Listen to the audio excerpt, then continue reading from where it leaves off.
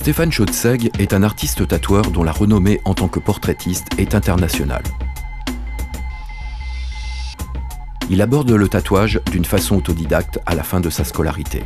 Il se forme au travers de livres sur la technique des grands maîtres de la peinture. C'est de cette manière que Stefan Schotzeg acquiert de solides bases qui l'amèneront à créer un nouveau style pictural dans l'univers du tatouage.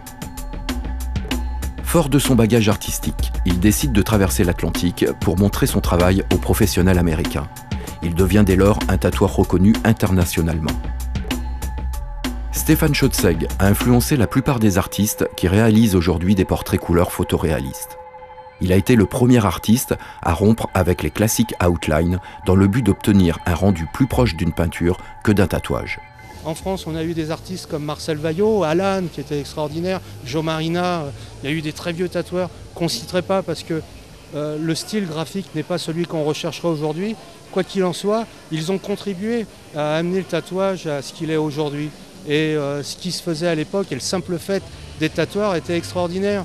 Aujourd'hui, on a aussi beaucoup de consoeurs. Il y a des femmes de plus en plus qui tatouent. Imagine bien qu'il n'y a ne serait-ce que 20 ans en arrière, être une femme et aussi largement tatouée, c'était peut-être presque faire un amalgame avec la prostitution ou les filles de mauvaise vie, ce qui était déjà le cas pour les hommes tatoués, tu vois.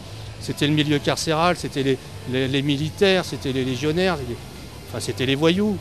Oui, ça a pu être, et ça l'est encore, mais en politique aussi, il y a des voyous, ça ne les empêche pas de faire de la politique, et certains peut-être font de la bonne politique. Mais il y a des voyous partout, et dans le tatou aussi. Mais il n'y a pas que des voyous, il y a aussi beaucoup d'artistes, il y a des gens qui travaillent dur, il y a des gens qui ont une sensibilité, et qui ont choisi d'exprimer leur sensibilité avec un moyen de faire, un médium qui n'est pas du tout évident, parce qu'on travaille sur l'autre. Il faut prendre justement en compte, en considération, qui est l'autre. C'est-à-dire qu'il y a ce besoin, cette nécessité d'exprimer sa sensibilité, sa fibre artistique, tout en prenant en compte l'autre. Il existe, il y a une notion de respect qui est énorme, énorme. Le tatouage véhicule des valeurs, véhicule quelque chose et une certaine magie quelque part. Quelque chose qui, au-delà d'avoir des malabars collés un petit peu partout et qui nous donne l'impression d'être plus puissant, je dirais, tu vois, plus fort, il y a une magie dans le tatouage. Laquelle vraiment, je ne sais pas, une chose est sûre, c'est qu'on est beaucoup à se faire tatouer, on est énormément à se faire tatouer. Il n'y a pas que le côté narcissique, égocentrique, même s'il est présent, il y a aussi ce côté lié à l'embellissement, à prendre conscience de son corps pour essayer de se rendre plus beau, peut-être plus acceptable, ne serait-ce que pour soi aussi.